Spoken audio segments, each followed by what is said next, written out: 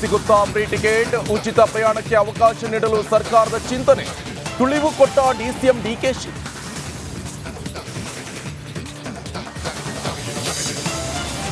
ನನಗೆ ಸಮಾಧಾನ ಇದೆ. ಈ ಸಾರಿ ಭಾಳ ಮೈನಾರಿಟಿ ಓಟ್ಗಳು ಬಂದಿದೆ ನಮಗೆ. ನೋಡಬೇಕು ಲೆಕ್ಕಾಚಾರಗಳು ಏನೇನಾಗುತ್ತೆ ಅಂತ. ಎರಡೂ ಸಮಬಲ ಇದೆ.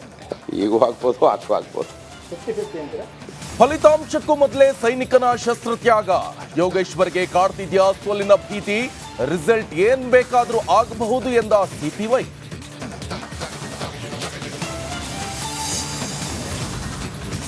ಬಿಜೆಪಿ ವಿರುದ್ಧ ಕಾಂಗ್ರೆಸ್ ಕೈಗೆ ಬ್ರಹ್ಮಾಸ್ತ್ರ, ಕೋವಿಡ್ ಹಗರಣ ತನಿಖೆಗೆ ಎಸ್ಐಟಿ ರಚನೆ, ಯಡಿಯೂರಪ್ಪ ಶ್ರೀರಾಮುಲುಗೆ ಟೆನ್ಷನ್.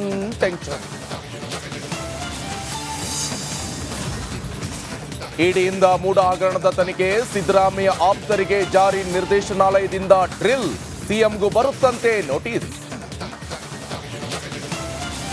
ನಮಸ್ಕಾರ, ಗುಡ್ ಮಾರ್ನಿಂಗ್. ಟಾಪ್ 30ಗೆ ಸ್ವಾಗತ. ನಾನು ನಿಕೇಶ್ ಕೊಠಾರಿ. ಇದೀಗ ಟಾಪ್ 30 ಸುದ್ದಿಗಳನ್ನ ನೋಡ್ತಾ ಹೋಗೋಣ.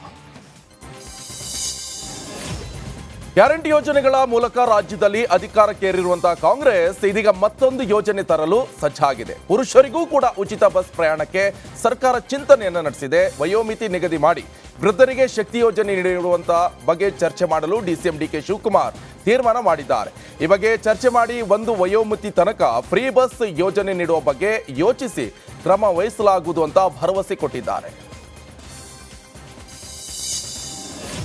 ರಾಜ್ಯದಲ್ಲಿ ಬೈ ಎಲೆಕ್ಷನ್ ಕಾವು ಈಗಷ್ಟೇ ತಣ್ಣಗಾಗಿದೆ. ಆದರೆ ಚನ್ನಪಟ್ಟಣದಲ್ಲಿ ಫಲಿತಾಂಶಕ್ಕೂ ಮೊದಲೇ ಸೈನಿಕ ಶಸ್ತ್ರತ್ಯಾಗ ಮಾಡಿದ್ದಾಗಿದೆ. ಇನ್ನು ಜಮೀರ್ ಅವರ ಕರಿಯ ಹೇಳಿಕೆಯಿಂದ ಕಾಂಗ್ರೆಸ್ಗೆ ಹಿನ್ನಡೆಯಾಗಿದೆ ಅಂತ ಹೇಳಿಕೆ ಕೊಟ್ಟಿದ್ದಾರೆ. ಚನ್ನಪಟ್ಟಣದಲ್ಲಿ ಮಾತನಾಡಿದ ಯೋಗೇಶ್ವರ್ ಫಲಿತಾಂಶಕ್ಕೂ ಮುನ್ನವೇ ಸೋಲಿನ ಸುಳಿವನ್ನ ನೀಡಿದ್ದಾರೆ. ಸಚಿವ ಜಮೀರ್ ಅವರ ಮಾತುಗಳು ಮತಗಳ ಮೇಲೆ ಎಫೆಕ್ಟ್ ಆಗಿದೆ. ಕ್ಷೇತ್ರದಲ್ಲಿ ಸಮಬಲದ ಹೋರಾಟ ಇದ್ದು ಫಲಿತಾಂಶ ಏನ್ ಬೇಕಾದರೂ ಆಗಬಹುದು ಅಂತ ಹೇಳಿದ್ದಾರೆ.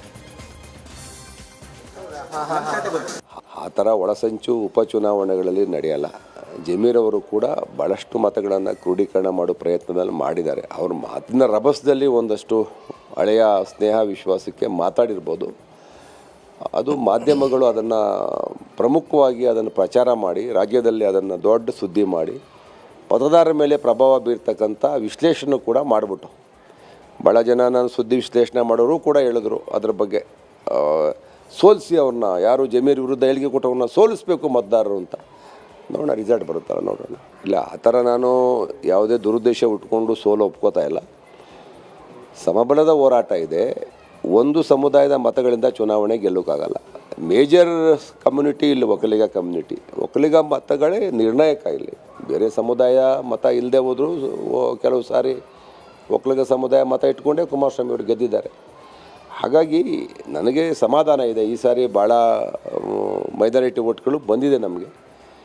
ನೋಡಬೇಕು ಲೆಕ್ಕಾಚಾರಗಳು ಏನೇನಾಗುತ್ತೆ ಅಂತ. ಅದು ಎರಡು ಪಕ್ಷ